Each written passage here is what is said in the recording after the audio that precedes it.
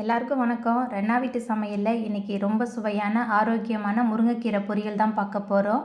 முருங்கைக்கீரை பொரியல் ரொம்ப சூப்பராக இருக்கும். நல்லா சுட சுட சாயத்தோட பிசைஞ்சு சாப்பிட்றதுக்கு ரொம்பவே சுவையாக இருக்கும்.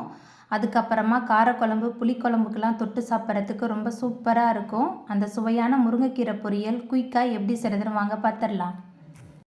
முருங்கைக்கீரை பொரியல் பண்ணுறதுக்கு அடுப்பில் மண் சட்டி வச்சுருக்கேன். இதில் 3 டேபிள் ஸ்பூன் எண்ணெய் சேர்த்துருக்கேன். எண்ணெய் சூடான பிறகு பொடியாக நறுக்கின 20 சின்ன வெங்காயம் கூடவே கிள்ளி வச்சுருக்கிற 3 காய்ந்த மிளகாய் சேர்த்துட்டு நல்லா கலந்து விட்டு வதக்கிடலாம்.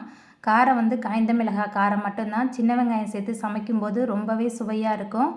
சின்ன வெங்காயம் காய்ந்த மிளகாய் ரெண்டுமே சேர்ந்து நல்லா கலந்து வதங்கினதுக்கப்புறமா அலசி வச்சுருக்கிற முருங்கைக்கீரை சேர்த்துக்கலாம். கூடவே தேவையான அளவுக்கு உப்பு சேர்த்துட்டு நல்லா கலந்துட்டு வதக்கிடலாம். தண்ணிலாம் எதுவுமே சேர்க்க வேணாம். ஏன்னா நம்ம கீரை அலசி தான் சேர்த்துருக்கோம். அந்த கீரையில் உள்ள தண்ணியே போதுமானதாக இருக்கும். நம்ம சேர்த்த கீரை நல்லா வதங்கி வெந்து வந்ததுக்கப்புறமா இதில் தேங்காய் துருவல் 1 மூடி சேர்த்துருக்கேன். தேங்காய் துருவல் அதிகமாக சேர்க்கும்போது முருங்கைக்கீரை பொரியல் ரொம்பவே சூப்பராக இருக்கும். தேங்காய் துருவல் சேர்த்துட்டு நல்லா கலந்து விட்டுறலாம். கலந்து விட்டதுக்கப்புறமா நம்ம அடுப்பை ஆஃப் பண்ணிடலாம். அவ்வளோதாங்க. ரொம்ப சுவையான ஆரோக்கியமான முருங்கைக்கீரை பொரியல் ரொம்ப சூப்பராக ரெடி ஆகிட்டு நீங்களும் ட்ரை பண்ணி பார்த்துட்டு எப்படி வந்துச்சுன்னு சொல்லுங்கள்.